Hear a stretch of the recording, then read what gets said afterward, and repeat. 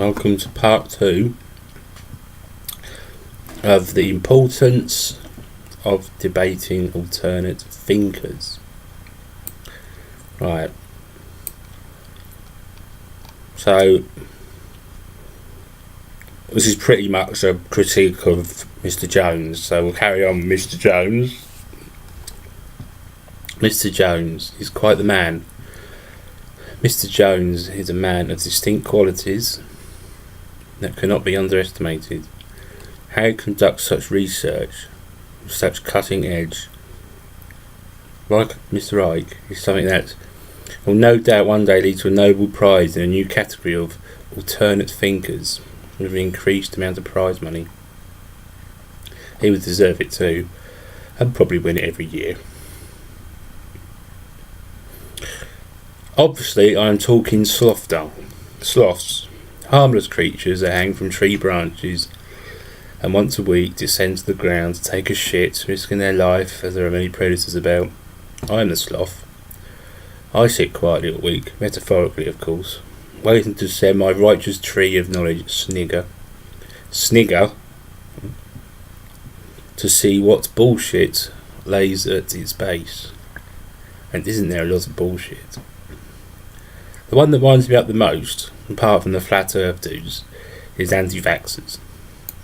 Mr. Jones, I think it would be fair to say, is an anti-vaxxer, like his ride-based idol, Mr. Ike. People like Mr. Jones, who refuse to aid their immune system against vile and potentially fatal diseases such as polio, tuberculosis, measles, mumps, rubella, influenza, tetanus, to name but a few. I will never get polio or any one of those diseases because I am vaccinated. Mr. Jones probably won't get them either because most people are vaccinated so the disease won't break out. He is therefore piggybacking, along with his woo chums, on the immunity of others. I wonder if one day, I don't wish this to happen, but I just wonder if one day some nasty illness will break out in the Western world and affect the unvaccinated. I wonder what their reaction might be. The woos, I mean. Not suggesting they will die or anything like that, but some illnesses can have lifelong symptoms. I think the Australian way of getting parents to vaccinate their children is a smart one. I'm not sure if they implemented it yet, but I think it's major policy. Just stop their child benefit or fine them. It's simple. Vaccines have eradicated the awful smallpox and other diseases are getting close to extinction. How often do you hear about people getting polio these days in the UK? You don't. It would make national news if polio broke out in 2016 in the UK. Still, I won't get it because I'm vaccinated, thankfully, along with many others. Trying to pick about Mr. Jones's world is a considerable task and something that can't be expressed in a few minutes. Well, no, I'm wrong. There, as you can just say, Mr. Jones, you need to provide evidence to back up your claims before we can move forward together. That is the bit he doesn't like. See, this science works simply by this: hypothesis, research and experiment, conclusion, peer review. Woo works by hypothesis, Wikipedia, conclusion. Mr. Jones never provides us with a technical paper whereby others can perform his experiments and see if we reach the same results. Take the orgone in the Thames experiment. He should have performed an in-depth study of the state of the Thames from its source to its estuary before he carried out the experiment. This would be painstaking and cost a lot of money and many man hours. He should also have performed the same study on another large river, say the Severn. Then he would have to do a complicated double-blind study. So they'd throw one lump of orgone in the Thames and a pebble in the Severn. Then study the rivers over the next X amount of years to see if there is any discernible change. Obviously, an experiment of this size would be beyond even PhD students and would only be conducted by the government or large companies. Mr. Jones just lobbing a lump of resin into an arbitrary point of the Thames is a meaningless endeavour and can prove nothing. Now, if he had proven that orgone improves rivers beyond doubt, and after many peer-reviewed papers, I would happily accept his notion. If he could prove that orgone actually exists, who wouldn't be pleased with what he has achieved? But like I say, Mr. Jones doesn't provide any means by which we can take his claims seriously.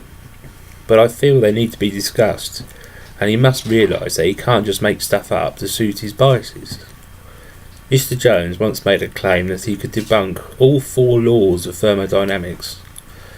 Now, blimey, that is some claim. Sadly, though, I never saw how he managed to do it. He doesn't agree with thermodynamics and the conservation of energy because he is a free energy advocate, which is like the orgone claims. If he could prove free energy was possible, we would all jump for joy, but alas, they never do. The reason they don't is down to education. Have they ever been acquainted with the scientific method? Once you have been there, there's no turning back, no need, because it is a beautiful method that works again and again. Free energy and the other love of Mr. Jones's life, the afterlife, is just a state of wishful thinking.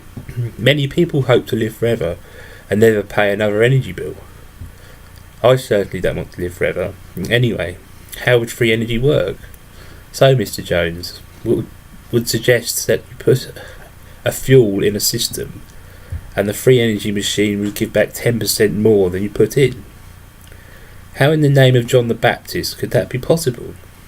When a fuel is consumed, say coal being burnt, the second law of thermodynamics comes into play. The ordered molecules in the lumps of coal have been ignited and they have become disordered. Entropy of the system thus increases, entropy being the measure of disorder. It is utterly impossible to get back that original lump of coal in the state it was before being burnt. Depending on many variables, the energy that you get from the coal might be, say, 30%, it could be 50%, it could be 99.9%, but it will never be more than 100. And that can help power a train, steam train, or heat a room up. Most of it, a lot of it, could be lost. I don't know why Mr. Jones and his ilk can't understand this. This is the point where I say there is only one logical reason for the actions of these people, and that is they are contrarians. If governments, for argument's sake, said vaccines were bad and should no longer be given out, people like Mr. Jones would rally his troops and say the powers that be are trying to depopulate us, like it probably says in the report from Iron Mountain, or the Tavistock Institute, or that the Masons are influencing government, etc. Although not only are Wu's contrarians, they are fearmongers. There is never anything uplifting from them. Take Mr. Wright, for example. He will rattle on for 8 hours about how awful everything is, and his solution? We're all infinite oneness, love, having an experience. There's no detailed explanation of what this oneness might be, but it makes his fans all warm and fuzzy until they realise it is a meaningless gesture. Mr. Ike never incites people to rise up, which is clear by his awful non-comply dance. I fail to see how a non-comply dance can achieve anything. So apart from that, it is all fear, and no real idea of how they intend to prove the society we live in, and possibly do they want to improve it? Would they rather have the status quo? That'll do for part 2. Thank you for listening. I will explore the fear factor more in the next part. Thank you.